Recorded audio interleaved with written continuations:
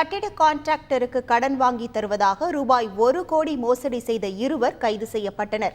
கோவை வடவள்ளி பகுதியைச் சேர்ந்தவர் முருகானந்தம். கட்டட கான்ட்ராக்டரான இவரிடம் கட்டுமான பணிக்கு கோடிக்கணக்கில் கடன் வாங்கி தருவதாக கூறி திண்டுக்கல் மலைப்பட்டி ரோடை சேர்ந்த அரவிந்த் குமார், மதுரை அணையூரை சேர்ந்த அன்பழகன் ஆகியோர் கூறியுள்ளனர்.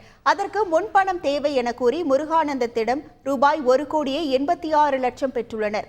ஆனால் அவர்கள் இருவரும் கடன் வாங்கி தராமல் ஏமாற்றியதாக கோவை போலீஸ் கமிஷனர் பாலகிருஷ்ணனிடம் முருகானந்தம் புகார் அளிக்க விசாரணை நடத்த தனிப்படை அமைக்கப்பட்டது. விசாரணையில் கட்டிட கான்ட்ராக்டரிடம் மோசடி செய்த இருவரில் அன்பழகன் மீது மதுரையை சுற்றியுள்ள காவல் நிலையங்களில் மோசடி, கூட்டு சதி உள்ளிட்ட 11 வழக்குகள் ஏற்கனவே பதிவாகி இருப்பது தெரியவந்தது.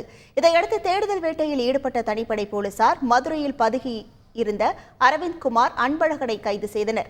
கான்ட்ராக்டரிடம் மோசடி செய்த ரூபாய் 1,86,00,000 கார் மற்றும் நகைகள் வாங்கி சொகுசு வாழ்க்கை நடத்தி வந்த இருவரிடமும் இருந்து 80 பவுண்ட் தங்க நகைகள், ரூபாய் 20 லட்சம் ரொக்க பணம், 7 கார்கள் ஆகியவற்றை பறிமுதல் செய்தனர். பின்னர் 2 பேரையும் கோர்ட்டில் ஆஜர்படுத்தி சிறையில் அடைத்தனர். செய்திகளை உடனுக்குடன் தெரிந்து கொள்ள உடனே சப்ஸ்கிரைப் பண்ணுங்க.